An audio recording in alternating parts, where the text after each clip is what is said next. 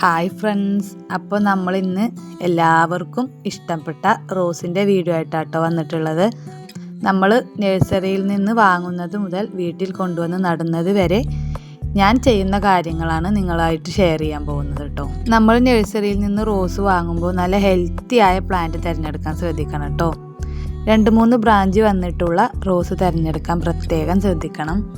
പിന്നെ അതിൻ്റെ അടിയിൽ നിന്ന് മുള വന്നിട്ടുണ്ടോ എന്നും ശ്രദ്ധിക്കണം. കാരണം അത് കാട്ടു റോസാണ്, അതിന് ആരോഗ്യം കുറവായിരിക്കും കേട്ടോ. അതിൻ്റെ ഇലകളൊക്കെ നല്ലപോലെ മഞ്ഞ നിറം ഉണ്ടോ എന്നൊക്കെ ഒന്ന് ശ്രദ്ധിക്കണം. അങ്ങനെ ഉണ്ടെങ്കിൽ അത് ഫംഗൽ ഇൻഫെക്ഷൻ ആണ്. അപ്പോൾ അങ്ങനത്തെ റോസ് എടുക്കാതിരിക്കാൻ പ്രത്യേകം ശ്രദ്ധിക്കണം കേട്ടോ. അപ്പോൾ നിങ്ങൾക്ക് ഗാർഡനിങ് വീഡിയോ ഇഷ്ടമാണെങ്കിൽ എല്ലാവരും ഒന്ന് സബ്സ്ക്രൈബ് ചെയ്ത് സപ്പോർട്ട് ചെയ്യാൻ മറക്കല്ലേ. അപ്പോൾ നമ്മൾ റോസ് വാങ്ങി വീട്ടിൽ വന്നിട്ട് ഒരു 2 ദിവസം അത് പോട്ട് ചെയ്യാതെ അങ്ങനെ വെക്കണം കേട്ടോ. നമ്മുടെ ക്ലൈമറ്റിനോടൊന്ന് ഇണങ്ങി കഴിഞ്ഞിട്ട് നമുക്ക് പോട്ട് ചെയ്തെടുത്താൽ മതി കേട്ടോ. പിന്നെ ഏതെങ്കിലും ഒരു ഫംഗിസൈഡ് സ്പ്രേ ചെയ്ത് കൊടുക്കുകയും വേണം. കാരണം ഒരുപാട് ദൂരത്ത് നിന്നും വരുന്ന റോസുകളല്ലേ. അപ്പോൾ അതിലെന്തെങ്കിലും ഫംഗൽ ഇൻഫെക്ഷൻ ഉണ്ടെങ്കിൽ നമ്മുടെ മറ്റു പ്ലാന്റുകൾക്കും അത് വരാൻ സാധ്യതയുണ്ട്. അപ്പോൾ അത് പ്രത്യേകം ശ്രദ്ധിക്കണം. പിന്നെ നമ്മൾ നടുമ്പോൾ ശ്രദ്ധിക്കേണ്ട കാര്യം, ആ ഒരു പശ പോലുള്ള മണ്ണ് ഒന്ന് ഇളക്കി കൊടുത്തിട്ട് വേണം നമ്മൾ നടാനായിട്ട് കേട്ടോ. അല്ലെങ്കിൽ കുറച്ച് നേരം വെള്ളത്തിലിട്ട് വെച്ചാൽ അത് ഇളകി കിട്ടും. അങ്ങനെ അല്ലെങ്കിൽ മേലിൽ നിന്ന് കുറച്ച് മണ്ണ് മാറ്റിയിട്ട് നട്ടു കൊടുക്കാൻ ശ്രദ്ധിക്കുക കേട്ടോ. നമ്മുടെ റോസ് നടുന്നത് ചട്ടിയിലാണെങ്കിലും നിലത്താണെങ്കിലും നല്ല പോട്ടി മിക്സ് തയ്യാറാക്കിയിട്ട് നട്ടു കൊടുക്കാൻ ശ്രദ്ധിക്കണം കേട്ടോ. ചട്ടിയിലാണെങ്കിൽ നല്ല വലിയ സൈസുള്ള ചട്ടി തിരഞ്ഞെടുക്കാൻ പ്രത്യേകം ശ്രദ്ധിക്കണം. പിന്നെ പോട്ടിന് നല്ല പോലെ ഹോളിട്ട് കൊടുക്കണം. അതിൻ്റെ അടിയിലായിട്ട് കരിയിലയോ ചകിരിത്തുണ്ടോ അല്ലെങ്കിൽ ഒട്ടും കഷ്ണമോ എന്തെങ്കിലും ഇട്ടിട്ട് ഹോൾ അടയാത്ത രീതിയിൽ, വെള്ളം കെട്ടിക്കിടക്കാത്ത രീതിയിൽ വെക്കാൻ പ്രത്യേകം ശ്രദ്ധിക്കണം കേട്ടോ. പിന്നെ നമ്മൾ പോട്ടി മിക്സ് തയ്യാറാക്കുമ്പോൾ മണ്ണ്, മണൽ, ചാണകപ്പൊടി, ചകിരിച്ചോറ്, കുറച്ച് എല്ലുപൊടി എന്നിവ ചേർത്താൽ നല്ലപോലെ നമുക്ക് റോസൊക്കെ തഴച്ച് വളരും കേട്ടോ. അടുത്തതായിട്ട് നമ്മൾ ശ്രദ്ധിക്കേണ്ട കാര്യമെന്ന് പറഞ്ഞാൽ സൺലൈറ്റ് ആണ് കേട്ടോ.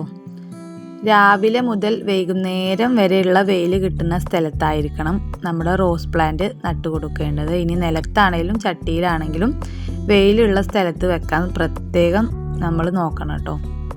പിന്നെ ഒരു നേരം വെള്ളം നനച്ച് കൊടുത്താൽ മതി. നല്ല സൺലൈറ്റ് കിട്ടുന്ന സ്ഥലത്താണെങ്കിൽ 2 നേരം വെള്ളം ഒഴിച്ചു കൊടുക്കണം കേട്ടോ.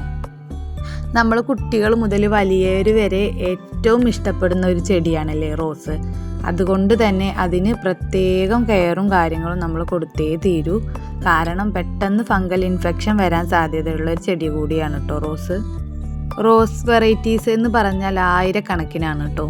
നാടൻ വെറൈറ്റി, ഹൈബ്രിഡ് വെറൈറ്റി, അതുപോലെ തന്നെ മിനിയേച്ചർ ടൈപ്പ്, പിന്നെ വള്ളി പോലെ നീണ്ടു പോകുന്ന ക്ലൈംബിംഗ് റോസ്, അങ്ങനെ ഒരുപാട് ഐറ്റം റോസുകൾ പല നിറത്തിലും പല കളറിലും പല വിലയിലും കിട്ടാറുണ്ട് കേട്ടോ. കറക്റ്റായിട്ട് നമ്മളതിന് കെയറും കാര്യങ്ങളൊക്കെ കൊടുത്താൽ നല്ല പോലെ പൂക്കൾ തന്ന് ഭംഗിയാക്കുന്നൊരു ചെടി കൂടിയാണ് കേട്ടോ നമ്മുടെ റോസ് വെറൈറ്റീസ്. പിന്നെ റോസ് ചെടികൾ വളർത്തുന്നവർ പ്രത്യേകമായിട്ട് അറിഞ്ഞിരിക്കേണ്ട ഒരു കാര്യമാണ് കേട്ടോ അതിൻ്റെ പ്രൂണിങ്. അത് കറക്റ്റ് സമയത്ത് നമ്മൾ പ്രൂൺ ചെയ്ത് കൊടുത്താലേ അടുത്ത പുതിയ തളിരിലകൾ വന്നിട്ട് നമുക്ക് ഒരുപാട് പൂക്കൾ തരുള്ളൂ.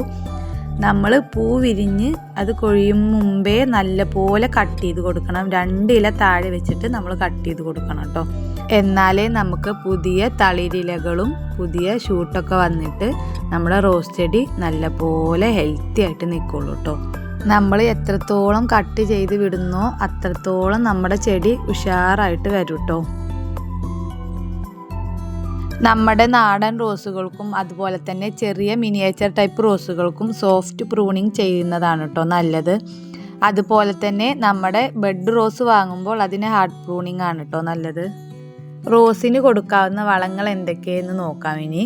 നമ്മുടെ ചാണകപ്പൊടി, കമ്പോസ്റ്റ്, എല്ലുപൊടി, വേപ്പിൻ പിണ്ണാക്ക് എന്നിവ തുല്യ അളവിലെടുത്തിട്ട് നന്നായിട്ട് മിക്സ് ചെയ്തിട്ട് നമുക്ക് റോസിൻ്റെ ചുറ്റും ഇട്ട് കൊടുക്കാം കേട്ടോ. നമ്മുടെ പോട്ടിന് അനുസരിച്ചിട്ട് ഇട്ട് കൊടുക്കാം. അതുപോലെ തന്നെ നമ്മൾ നിലത്ത് നട്ട് കൊടുക്കുകയാണെങ്കിൽ നമുക്ക് നല്ല പോലെ ഒന്ന് മണ്ണ് ഇളക്കിയതിന് ശേഷം അതിൻ്റെ ചുറ്റും ഒന്ന് ഇട്ട് കൊടുക്കാം കേട്ടോ. അത് നല്ലതാണ് നമ്മുടെ ചെടികൾ വളരാനും അതിൻ്റെ ആരോഗ്യത്തിനുമൊക്കെ. നമ്മുടെ പ്ലാന്റ് നല്ലപോലെ ഒന്ന് വെട്ടിക്കൊടുത്ത് അതിൻ്റെ ചുവടൊക്കെ ഒന്ന് ഇളക്കി കൊടുത്തതിന് ശേഷം വേണം നമ്മൾ എന്ത് വളവും കൊടുക്കാൻ വേണ്ടിയിട്ട് കേട്ടോ. അപ്പോഴേ നല്ലപോലെ അതിൽ പിടിച്ച് കിട്ടുള്ളൂ. ഞാൻ എൻ്റെ റോസുകൾക്ക് കൊടുക്കുന്ന വളങ്ങൾ എന്ന് പറഞ്ഞാൽ അധികവും വീട്ടിൽ തയ്യാറാക്കുന്ന വളങ്ങളാണ് കേട്ടോ.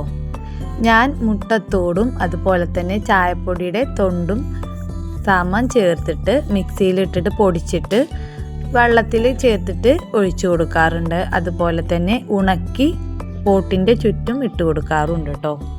പിന്നെ നമ്മുടെ ചെടികൾ നല്ലപോലെ പൂക്കാനും കായ്ക്കാനും ആയിട്ട് നമ്മുടെ നേന്ത്രപ്പഴത്തിൻ്റെ തൊലി ഒരാഴ്ച വെള്ളത്തിലിട്ട് വെച്ചിട്ട് അത് നല്ലപോലെ ഡയല്യൂട്ട് ചെയ്തിട്ട് ഒഴിച്ചു കൊടുക്കാറുണ്ട് കേട്ടോ. നമ്മൾ 15 ദിവസത്തിൽ ഒരിക്കലെങ്കിലും എന്തെങ്കിലും ഒരു വളം നമ്മുടെ ചെടികൾക്ക് കൊടുക്കണം. അതുപോലെ തന്നെ ബെസ്റ്റായ ഒന്നാണ് നമ്മുടെ ചാണകം. പച്ച ചാണകം നല്ലപോലെ പുളിപ്പിച്ചതിന് ശേഷം ചെടികൾക്ക് 5 ഇരട്ടി വെള്ളം ചേർത്തിട്ട് ഒഴിച്ചു കൊടുക്കുന്നതും നല്ലതാണ് കേട്ടോ. നല്ല പോലെ ഹെൽത്തി ആയിട്ട് വരാൻ സഹായിക്കും, നല്ല പോലെ പൂവ് ഉണ്ടാവാൻ സഹായിക്കും കേട്ടോ. പിന്നെ നമ്മുടെ കഞ്ഞിവെള്ളം പുളിപ്പിച്ച് അതിലേക്ക് വെള്ളം ഒഴിച്ച് നേർപ്പിച്ചതിന് ശേഷം അതും നമ്മുടെ ചെടികൾക്ക് നല്ല പോലെ ഇഫക്റ്റീവാണ് കേട്ടോ. നമ്മുടെ വീട്ടിൽ 1 രൂപ ചിലവില്ലാതെ നമുക്ക് ചെയ്തു കൊടുക്കാവുന്നതേ ഉള്ളൂ ഇതെല്ലാം. നല്ല പോലെ കെയർ കൊടുത്താൽ അടിപൊളിയായിട്ട് പൂക്കൾ തരുന്നൊരു ചെടിയാട്ടോ നമ്മുടെ റോസ. അപ്പോൾ എനിക്കറിയാവുന്ന കാര്യങ്ങളൊക്കെ ഞാൻ നിങ്ങളായിട്ട് ഷെയർ ചെയ്തിട്ടുണ്ട്. ഇനി നിങ്ങൾക്ക് എന്തെങ്കിലും സംശയങ്ങളോ കാര്യങ്ങളോ ഉണ്ടെങ്കിൽ എന്നോട് ചോദിക്കാട്ടോ കമൻറ്റിലൂടെ. എനിക്കറിയാവുന്ന പോലെ ഞാൻ പറഞ്ഞു തരും കേട്ടോ. അപ്പോൾ ഇതൊക്കെയാട്ടോ റോസ് ചെടി നടുമ്പോൾ ഞാൻ ശ്രദ്ധിക്കുന്ന കാര്യങ്ങൾ. അപ്പോൾ എൻ്റെ വീഡിയോ നിങ്ങൾക്ക് ഇഷ്ടമായെങ്കിൽ എല്ലാവരും ഒന്ന് സബ്സ്ക്രൈബ് ചെയ്ത് സപ്പോർട്ട് ചെയ്യണേ. പിന്നെ നിങ്ങൾക്ക് എന്തെങ്കിലും ഡൗട്ടോ കാര്യങ്ങളോ ഉണ്ടെങ്കിൽ ചോദിക്കാൻ മറക്കല്ലേ കേട്ടോ.